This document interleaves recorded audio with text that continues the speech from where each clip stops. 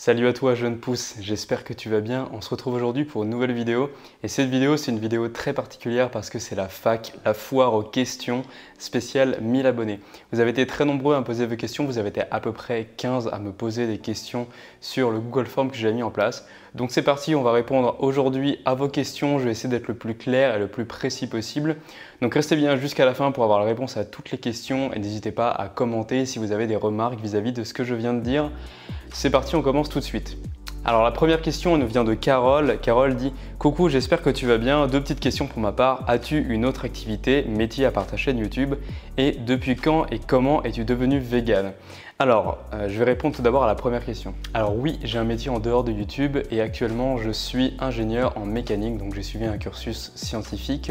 Mais depuis longtemps, j'adore faire des vidéos. Je faisais déjà des vidéos avec mes amis quand on était jeunes. Et même pendant mes études, je pensais lancer une chaîne YouTube un peu à la e-pensée, donc plutôt tournée vers la science. Heureusement, je ne l'ai pas fait et je pense que mes examens me remercient énormément. Et ensuite, ta deuxième question, depuis quand je suis vegan et comment est-ce que je le suis devenu? Alors, je suis vegan depuis novembre 2017, donc ça fait à peu près 1 an et demi. Mais avant ça, j'ai été végétarien pendant 4 ans. En fait, depuis 2014, je suis végétarien. Donc en gros, je suis végétarien depuis 5 ans et vegan seulement depuis à peu près 2 ans. Donc je l'ai fait par des transitions très simples. En fait, j'ai pris conscience de ce qui se passait autour de moi. Et le fait de vivre seul pendant mes études et surtout maintenant de vivre en Belgique depuis plusieurs années m'a vraiment aidé à devenir vegan parce que c'est plus simple de manger en Belgique des produits qui sont simili-carnés. Mais je me souviens pendant mes études en France, je prenais du tofu, vous savez le tofu blanc en bloc, autant dire le tofu qui est vraiment pas fameux. Et je faisais mariner toute une nuit avec des sauces, notamment avec de l'huile de sésame et de la sauce soja pour que ça ait beaucoup plus de goût. Donc très loin des tofu qu'on peut trouver à l'heure actuelle qui sont vraiment excellents. Mais c'était vraiment une bonne base pour devenir végétarien. Être seul, ça m'a vraiment aidé parce que du coup, j'étais loin de ma famille qui m'aurait certainement forcé à manger de la viande. Maintenant, on passe aux questions de Baptiste. Alors Baptiste, tu me demandes quelle était ta vie avant ta chaîne? Comptes-tu rester sur la même thématique pendant longtemps ou as-tu d'autres idées? Et quelle est la personne qui t'inspire le plus? Et enfin, pourquoi les jeunes pousses? Alors, avant ma chaîne YouTube, j'étais jeune diplômé, j'avais mon premier métier. Je passais mon temps libre à faire du sport, à faire à manger, à trouver des recettes, à sortir avec mes amis ou à regarder des vidéos sur YouTube. J'avais donc un train de vie tout à fait normal qui me satisfaisait, je me sentais bien dans ma vie. Mais voilà, à un moment donné, j'ai voulu me lancer sur Internet. Alors, est-ce que je compte rester sur la même thématique pendant longtemps? C'est une bonne question à laquelle je n'ai pas encore la réponse. La thématique de l'alimentation, de la conscience et de la nutrition, c'est vraiment une thématique qui est très large, donc je suis très loin d'avoir fait le tour. Mais je pense que le jour où j'aurai fait le tour, évidemment, je changerai certainement de thématique. Il y a plein de choses qui m'intéressent. Peut-être que dans plusieurs années, si je suis encore là et que j'arrive à vivre de ma passion, parce que c'est mon objectif, c'est de vivre de ce que je fais sur Internet, ça serait de pouvoir vendre des programmes. Peut-être que si j'arrive à le faire, je pourrais donner des conseils pour les gens qui se lancent ou alors peut-être faire du coaching. Enfin pour l'instant, la thématique de l'alimentation, de la nutrition me passionne énormément, il y a encore énormément de choses à dire. Quand je suis devenu vegan, j'ai dû me renseigner sur beaucoup de choses, comment ne pas avoir de carences, comment cuisiner.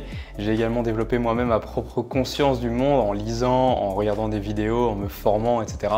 Donc je pense que ce domaine-là est encore très vaste et j'ai beaucoup de choses à dire. Mais le domaine du développement personnel, donc j'en ai déjà un petit peu parlé sur la chaîne YouTube, m'intéresse aussi énormément, donc pourquoi pas bifurquer ou faire des vidéos aussi en parallèle sur ce thème, parce que le développement personnel, je pense qu'il ne peut pas être dissocié d'un changement d'alimentation. Parce qu'on se développe personnellement quand on change son alimentation, quand on essaie de manger sainement.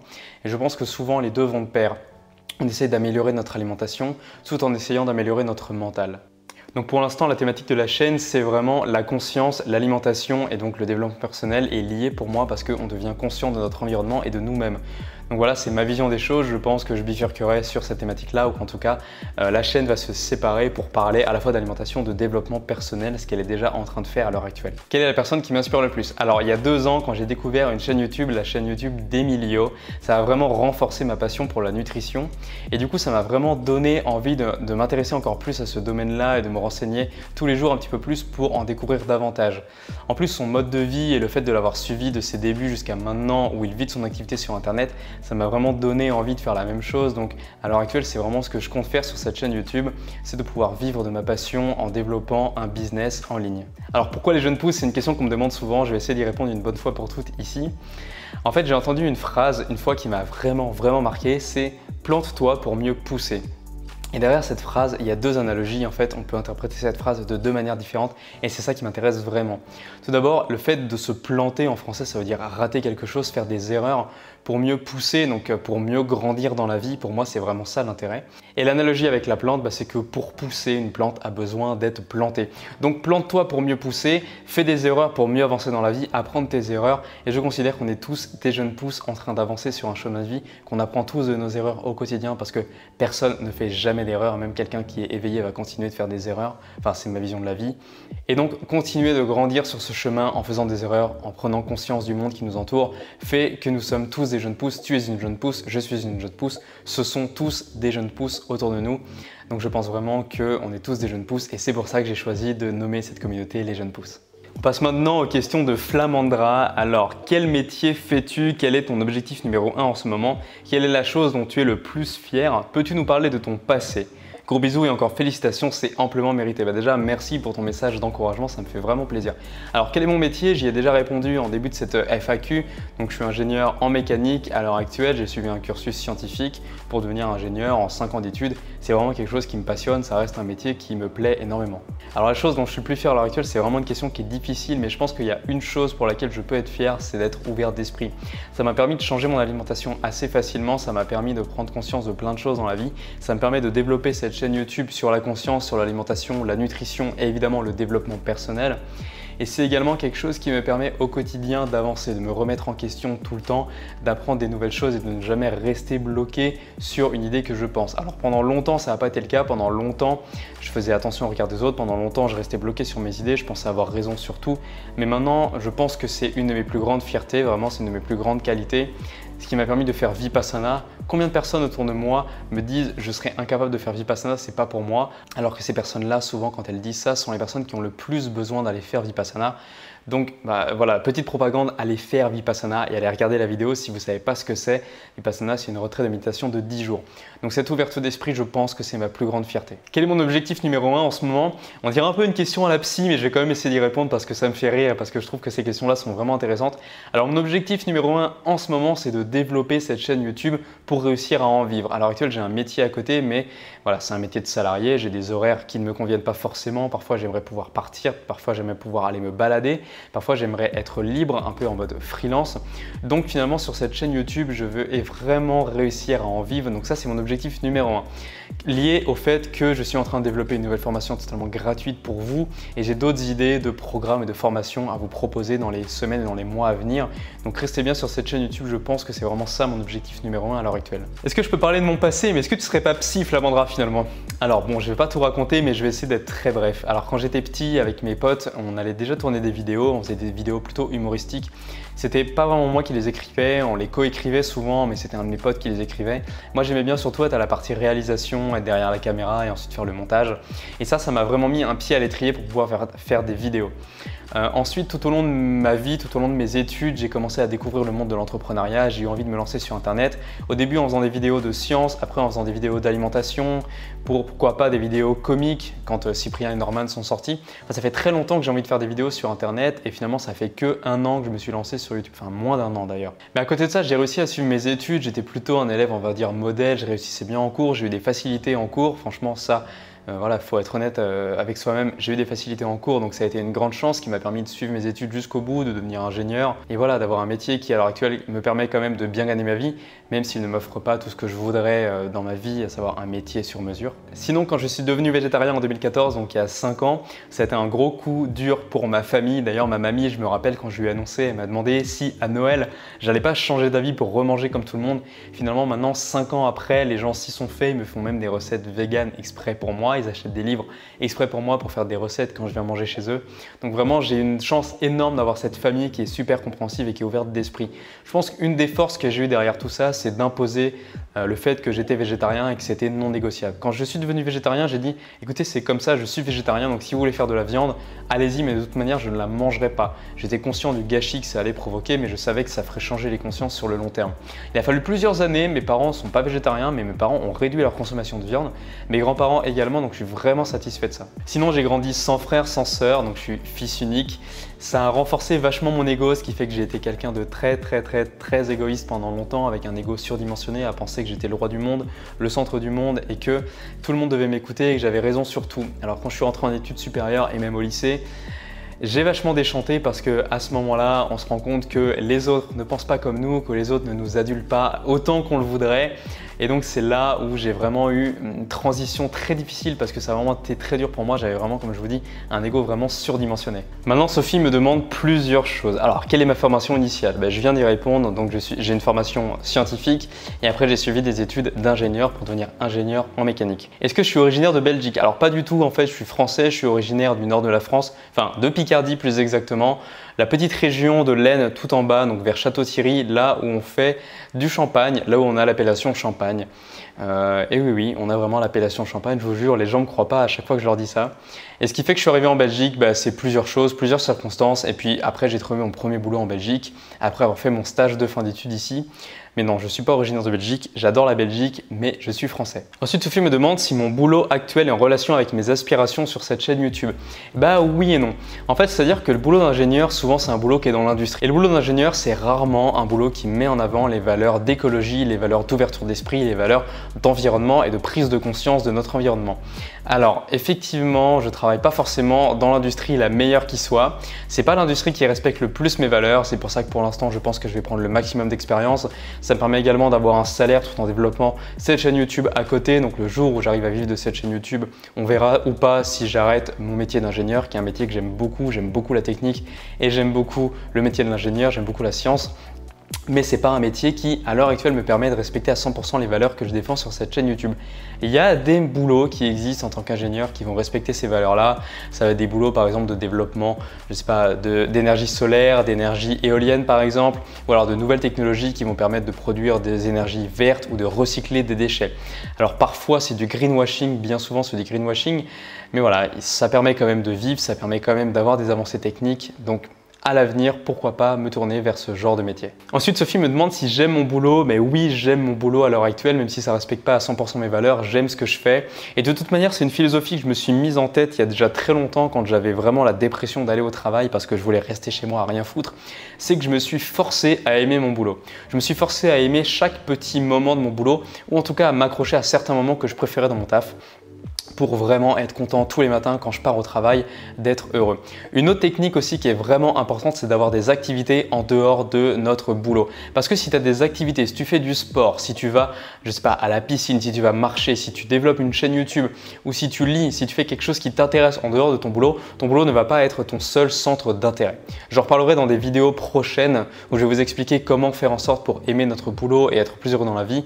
Mais voilà, à l'heure actuelle, oui, j'aime mon travail, même s'il ne respecte pas mes valeurs à 100%. Ensuite, elle me demande quel a été le déclic pour lancer ma chaîne YouTube. Alors tout simplement, ça faisait très longtemps, comme j'ai dit juste avant, que je voulais lancer une chaîne YouTube. Et mon cousin, qui se reconnaîtra s'il regarde cette vidéo, qui vivait en appartement, faisait pousser des plantes et réussissait très bien à faire pousser des plantes en appartement.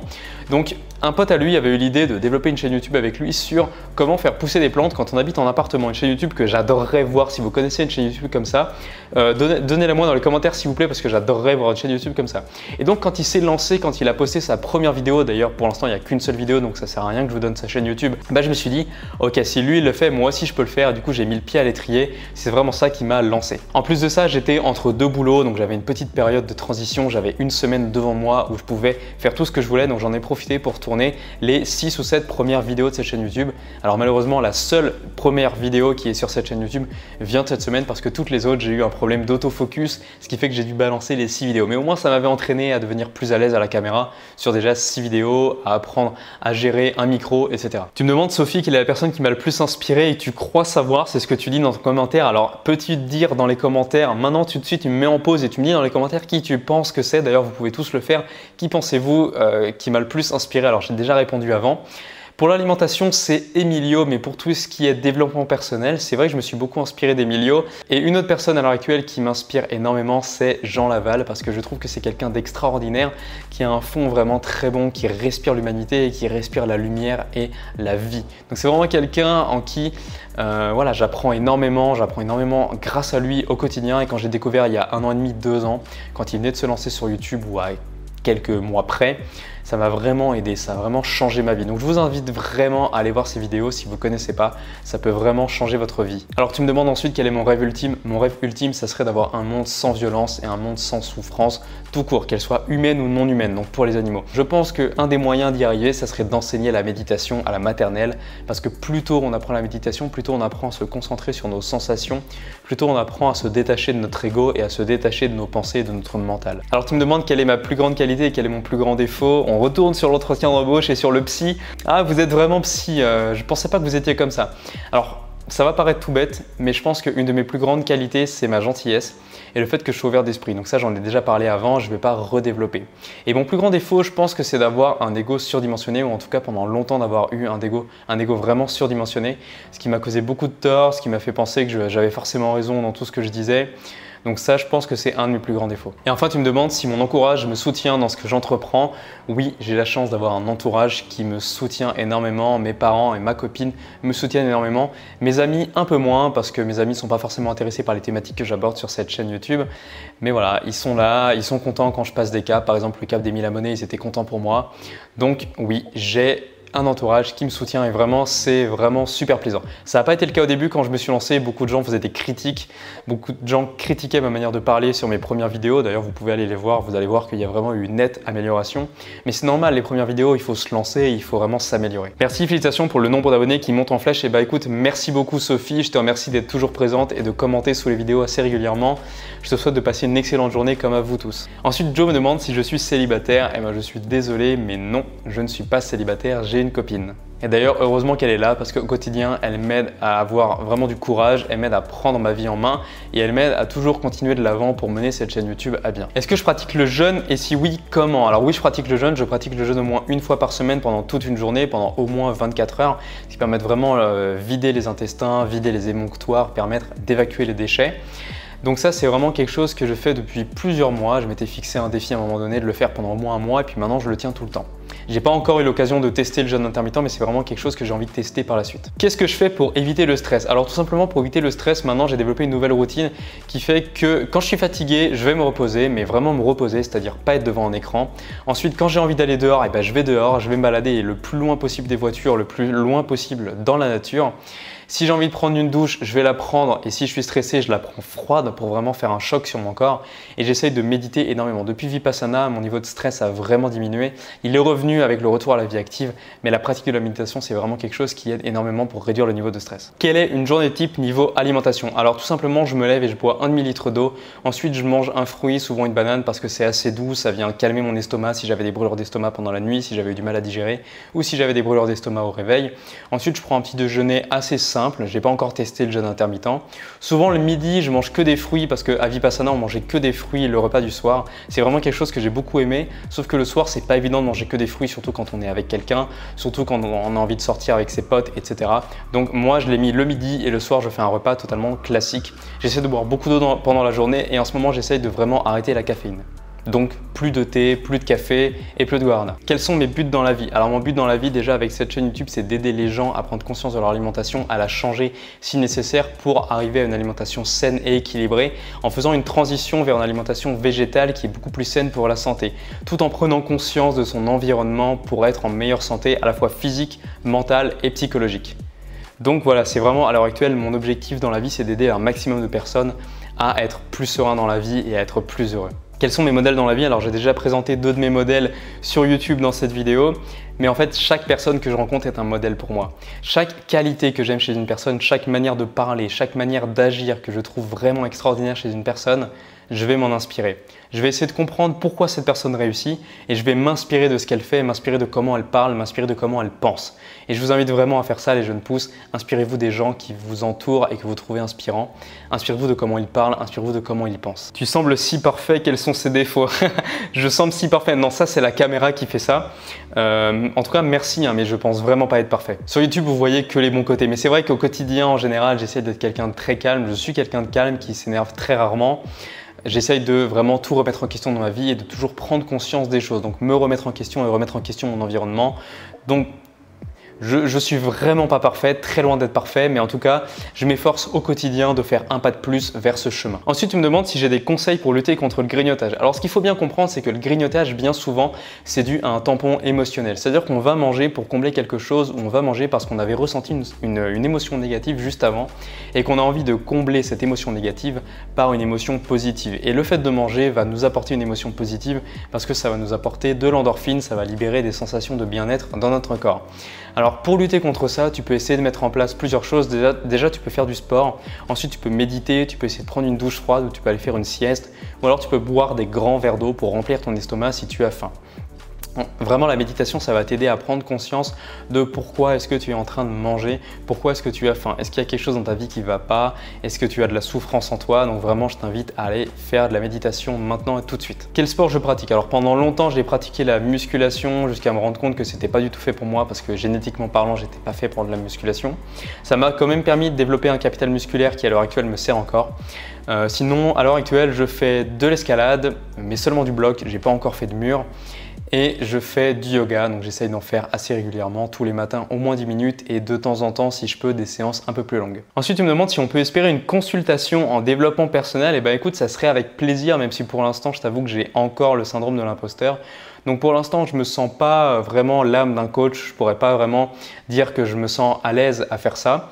Parce que je ne l'ai jamais fait tout simplement, et puis parce que j'ai encore vraiment ce syndrome de l'imposteur, je me sens encore un peu débile, tu vois, vraiment je viens de débuter donc je me sens un peu illégitime pour faire ça.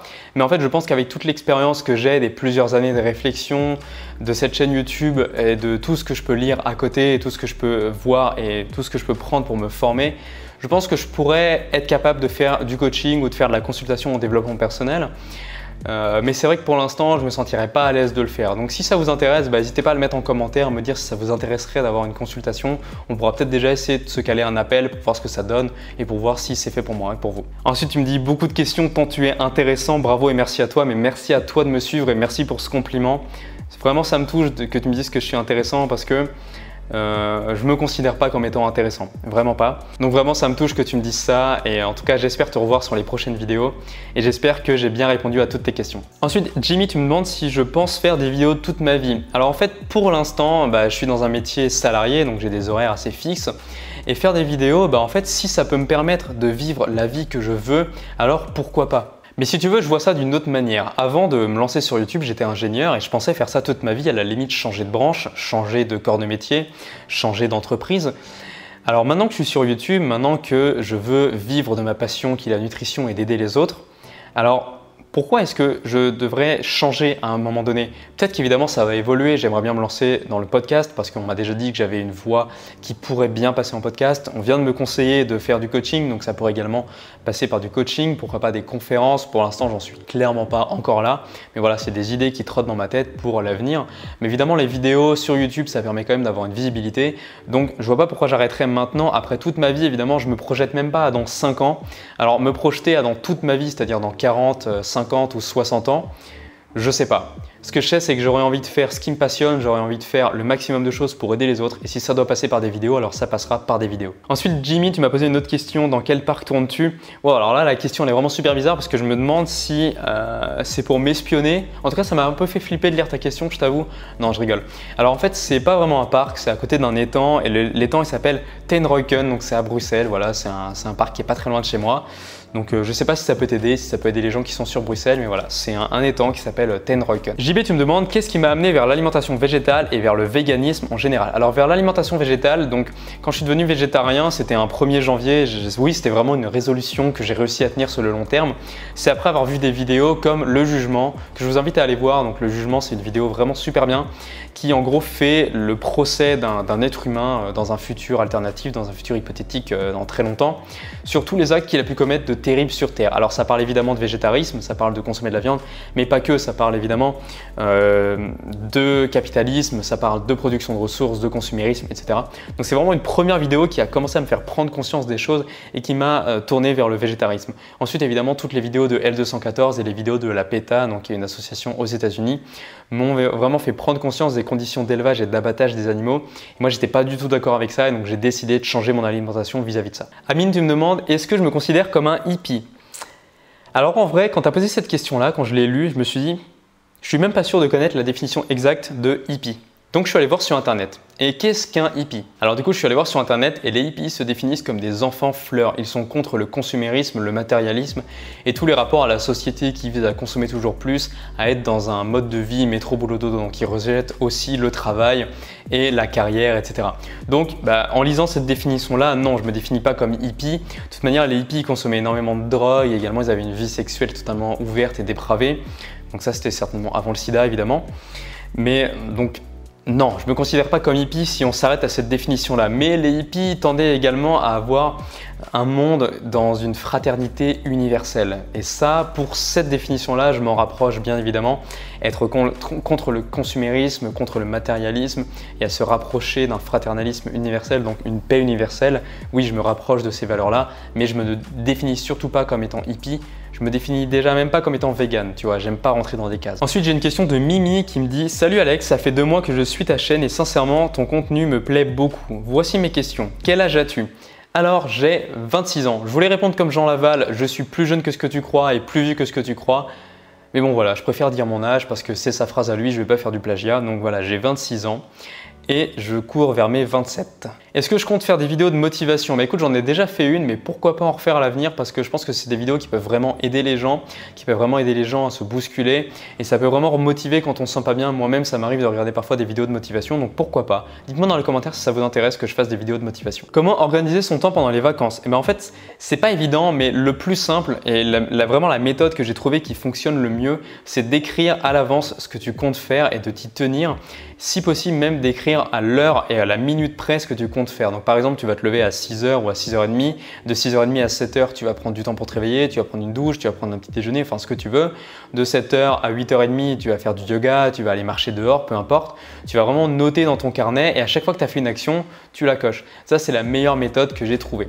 Ensuite, c'est également d'avoir un rythme qui ressemble au rythme hors vacances, donc soit pendant ton travail, soit pendant tes études si tu es encore étudiant.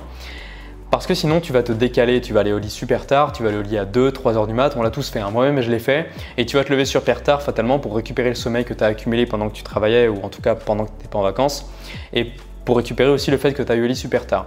Donc tu vas te lever à 10h, 11h, midi, parfois 1h ou 2h, ça m'est déjà arrivé de me lever à 2h. C'est vraiment pas quelque chose que je conseille. Donc voilà, ça serait mes techniques. Ma technique ultime, c'est de noter à l'avance tout ce qu'on va faire et de s'y tenir. Ensuite, tu me demandes si j'ai un objectif que je voudrais réaliser. Bah oui, ça serait de vivre de cette chaîne YouTube, de développer ma passion autour de l'aide envers les autres, de l'alimentation et du bien-être et de la conscience, de l'ouverture d'esprit.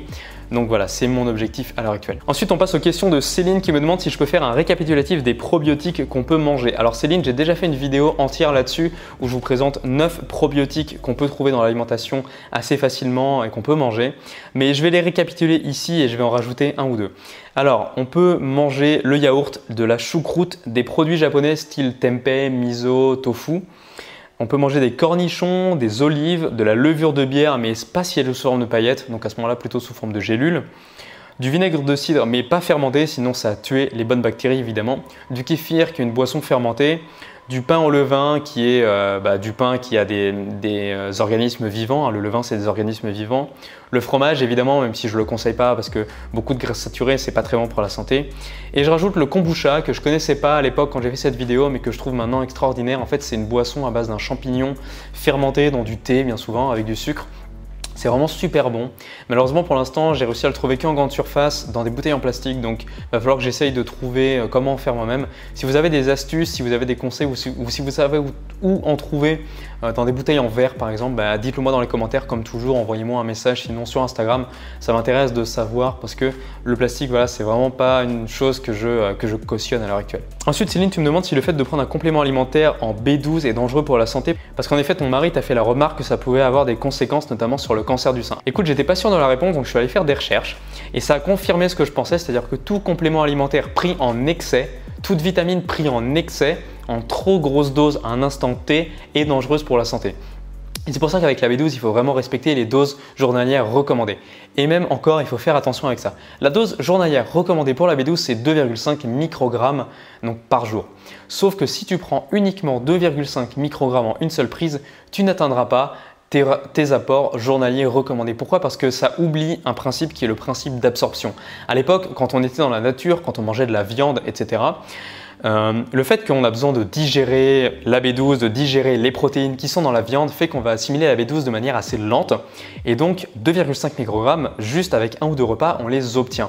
À l'heure actuelle, si on prend des compléments, il faut prendre, si tu le prends en 3 fois, donc 3 fois par jour, 1 microgramme à chaque fois. Ce qui fait que tu vas absorber à peu près entre 0,5 et 1 microgramme à chaque prise et donc tu vas te rapprocher des 2,5 microgrammes. Si tu le prends en une seule prise, donc là c'est un complément alimentaire que j'ai déjà présenté sur cette chaîne, c'est la Veg1, c'est une prise de 10 microgrammes. Par contre, si tu le prends une fois par semaine, c'est une prise de 2000 microgrammes, donc ce qui représente 800 fois la dose journalière recommandée. Donc tu vois bien qu'il y a vraiment un facteur d'échelle entre l'absorption et ce que tu prends. Donc moi je te conseille de prendre la Veg1, c'est simple, au moins tu le prends tous les jours, c'est un peu comme la pilule pour les femmes, tu le prends toujours à heure fixe, le matin en mangeant ou le soir pendant ton repas. Mais rassure-toi, ça n'a aucun effet néfaste sur la santé, au contraire si tu ne prends pas ta B12, ça risque d'être très dangereux pour toi et de te causer des problèmes psychologiques et neurologiques sur le long terme. Il y a des gens qui ont voulu jouer au plus fort, qui n'ont pas pris leur B12, des végétariens, des véganes qui ont voulu jouer au plus fort, donc si vous êtes végétarien ou végane, prenez votre B12, vraiment c'est super important. Flo, tu me demandes qu'est-ce que je dirais au Alex d'il y a 5 ans. C'est une excellente question. Alors je pense que je lui dirais de surtout pas me prendre la tête. Il y a des amis qui vont s'éloigner, il y a des amis qui vont apparaître, c'est normal. La distance, les changements de vie font que je vais perdre des personnes et que d'autres personnes vont arriver dans ma vie et qu'il ne faut pas que je m'attache à ça. Également, je me dirais de me lancer plus rapidement sur Internet, de me lancer déjà il y a 5 ans quand j'avais envie de le faire plutôt que d'attendre maintenant où il y a énormément de gens et où c'est plus dur de se faire connaître. Ensuite, je lui dirais de profiter de ma famille tant qu'il est encore temps, profiter de chaque membre de ma famille, profiter de mes amis, profiter de chaque instant de la vie et surtout pas me prendre la tête. Je lui dirais aussi que je vais certainement travailler en Belgique plus tard, enfin si je continue à suivre ce chemin de vie et que voilà, la Belgique ça va être super cool. Mais que surtout, il ne faut pas que tu manges les frites même si tu es végétarien parce que les frites elles sont cuites dans la graisse de bœuf. Je me dirais également que le monde sera totalement différent et en même temps plus ou moins pareil qu'il y a 5 ans, c'est-à-dire qu'il y a beaucoup de choses qui ont changé et en même temps il y a toujours des principes qui sont restés les mêmes. Donc c'est encourageant et en même temps parfois ça peut être déprimant si on s'attarde sur les côtés négatifs. Donc je me dirais de m'attarder sur les côtés positifs et surtout de rester équanime. Et pour ça, je me dirais de faire Vipassana et d'aller faire Vipassana tout de suite. Tout de suite, parce que ça change une vie et de le faire tous les ans. Je me dirais également d'arrêter la muscu, c'est pas fait pour moi, j'ai pas la génétique de me mettre tout de suite à l'escalade, à la natation, à un autre sport qui me correspond mieux, mais d'arrêter cette musculation. Ensuite, je me dirais de ne surtout pas trop boire de café, erreur que j'ai fait pendant longtemps, et d'arrêter la bière, surtout pendant mes études, parce que ça a eu raison de mon estomac, Voilà, mon estomac d'aujourd'hui te remercierait parce que j'ai beaucoup de problèmes d'estomac à l'heure actuelle à cause de tonnes de café que j'ai bu à l'heure actuelle et à cause de tonnes de bière que j'ai pu boire à l'heure actuelle pendant mes études. Ensuite, tu me demandes si j'étais obligé de manger tous les jours de ma vie exactement pareil, qu'est-ce que je mangerais? C'est une question qui est tellement dure. Honnêtement, c'est super dur parce que j'aime trop de trucs. Mais si je devais garder un seul truc, alors si ça devait être un seul aliment, je pense que ça serait les bananes parce que dans les bananes, il y a à la fois des glucides et des protéines, donc c'est top. Par contre, ça manquerait de graisse. Par contre, si c'était des repas, je continuerais à manger mon petit déjeuner. C'est-à-dire un petit déjeuner avec des flocons d'avoine, une banane et des pâtes d'oléagineux avec des super aliments, donc des graines de chia et des baies de goji. Et tout simplement, voilà, je garderai ça parce que c'est vraiment un petit déjeuner qui est vraiment très équilibré, qui apporte tout ce qu'il faut pour une journée, qui apporte tous les aliments qu'il faut, qui apporte quasiment tous les nutriments. Donc voilà, si je devais garder un seul truc, ça serait ça. Mais vraiment, c'est super dur et je pense que je rajouterais même l'avocat parce qu'il faudrait quand même un petit peu de légumes. Donc ouais, au moins l'avocat et quelques crudités si je pouvais, genre des tomates, du maïs ou des choses comme ça. Ensuite, Nathan, tu me demandes quelles sont mes sources d'inspiration dans le développement personnel. Alors j'y ai déjà répondu dans cette vidéo, donc je suis désolé, je ne vais pas répondre à cette question. Ensuite, tu me demandes s'il est possible de pratiquer le jeûne intermittent quand on adore manger. Par exemple, sauter 2 repas et si oui, quelles seraient les meilleures stratégies selon moi? Alors oui, on peut faire un jeûne intermittent quand on adore manger et justement, je pense que c'est là où il vaut mieux le faire. En fait, il faudrait le faire tout le temps, mais c'est vraiment encore plus bénéfique quand on adore manger parce que ça va te faire avoir un rapport à la nutrition et un rapport à l'alimentation totalement différent. Tu vas voir la bouffe de manière totalement différente. Tu la verras plus comme un tampon émotionnel, mais tu la verras comme un moyen de manger. Et tu n'apporteras peut-être même plus d'attention au fait que ce que tu manges est bon ou mauvais. Tu vas plutôt apporter une attention sur est-ce que tu manges est bon pour toi ou mauvais pour toi. Parce qu'il vaut mieux que ça soit bon pour toi mais mauvais au goût que bon au goût et mauvais pour toi. Donc le jeûne intermittent, si tu devais sauter 2 repas en moyenne, ça reste compliqué. Tu voudrais sauter quoi? Le petit déjeuner et le repas du midi ou le petit déjeuner et le repas du soir? Alors à ce moment-là, je te conseillerais d'essayer de réduire la fenêtre et de manger pendant un intervalle de 8 heures, voire même moins si tu peux, voire de 6 heures pour vraiment faire le jeûne intermittent le plus long possible. Et à ce moment-là, d'avoir le plus de graisse et de protéines possibles, évidemment avec des glucides. Donc pour ça, tu peux te tourner vers plein d'aliments. Je n'ai pas la réponse tout de suite dans cette question parce que ça demanderait une vidéo à elle seule pour y répondre. Mais voilà, ça serait peut-être ma stratégie, ça serait d'essayer de, voilà, par tâton, pendant une semaine, d'essayer de manger en 6 heures. Évidemment, tu mangeras moins qu'un repas à chaque moment de la journée, mais essaie de manger en 6 heures les aliments les plus importants pour toi, donc qui t'apportent des protéines et des bonnes graisses, et évidemment un peu de glucides pour quand même être en forme toute la journée. Après, ce que je pourrais te conseiller également, c'est de prendre des douches froides, parce que la douche froide, ça va t'apprendre à faire quelque chose que tu n'as pas envie de faire et faire quelque chose de dur que tu n'as pas envie de faire. Donc si tu prends une douche froide, par exemple, dès le matin, la première chose que tu fais en te levant, c'est d'aller prendre une douche froide, tu vas grandement améliorer ta capacité à arrêter de manger si tu grignotes ou à faire ce jeûne intermittent si à l'heure actuelle, tu as du mal à t'arrêter de manger parce que tu auras fait quelque chose de très dur pour toi et du coup le fait que tu as déjà fait quelque chose de très dur pour toi, ça sera plus simple pour toi d'arrêter quelque chose qui te fait du bien, qui t'apporte du plaisir, à savoir manger. Évidemment, faire du sport, ça peut aider également. Moi-même, parfois, j'ai vraiment envie de manger quand je rentre du travail et donc tout de suite, je vais faire du sport ou tout de suite, je vais me balader, je vais faire la sieste, je vais me poser, je vais faire autre chose pour ne pas être dans la cuisine, ne pas penser à cette nourriture. Alors ça m'arrive de craquer et quand je craque, c'est en mode boulimie, c'est-à-dire tout ce qui passe sous moi, sous mes mains, je le mange et je l'engloutis. Donc je pense vraiment bientôt je vais mettre jeûne intermittent également, je vais le tenter. Ça demande juste un petit peu d'organisation, surtout quand tu travailles parce que si tu as faim en plein milieu de la journée et que tu n'avais pas pris assez, bah voilà, tu n'as pas assez de nourriture et du coup tu risques d'avoir faim, du coup tu risques de compenser le soir. Bon, il y a beaucoup de problématiques à voir vis-à-vis de ça. Et voilà, cette fac, elle est maintenant terminée, jeune pousse, donc je suis désolé, elle a vraiment été très longue mais je voulais répondre à tous. Vous avez été nombreux à me répondre. La prochaine fois, je pense que je sélectionnerai une question par personne, ça évitera d'avoir une fac aussi longue, mais en tout cas ça m'a vraiment fait énormément plaisir que vous preniez le temps de poser ces questions. J'espère que vous avez regardé cette vidéo jusqu'au bout. Si c'est le cas, alors n'hésitez pas à me dire dans les commentaires ce que vous avez pensé de cette vidéo et les réponses que j'ai pu donner. Je suis vraiment désolé pour le retard, je suis vraiment désolé pour le peu de vidéos qu'il va y avoir cette semaine. Je pense que ça sera la seule. En tout cas, je vous laisse là. Je vous souhaite de passer une excellente journée. On se dit à la prochaine. On se dit à très bientôt pour une prochaine vidéo et pour une formation offerte par email sur comment avoir une alimentation saine en 9 étapes.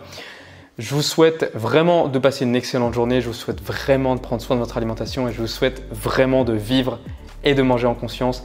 Merci beaucoup les jeunes pousses. Ça a été un plaisir pour moi de répondre à vos questions pour ces 1000 abonnés. Pour ce palier, vraiment, c'est un gros palier sur YouTube de passer les 1000 abonnés, donc je suis vraiment content. On va continuer l'aventure ensemble, on va continuer de progresser ensemble. Et vraiment, j'ai envie d'être là, j'ai envie de répondre à vos questions, de répondre à vos besoins et d'apporter toute mon expertise et toute ma connaissance depuis maintenant 2 ans vraiment de véganisme et 5 ans de végétarisme et de changement d'alimentation pour vraiment vous aider au quotidien et vous apporter les meilleures réponses dans votre vie. Je vous laisse là, vraiment, maintenant, cette fois. Je sais, c'était long, je me suis éternisé. À la prochaine les jeunes pousses, c'était Alex. Ciao!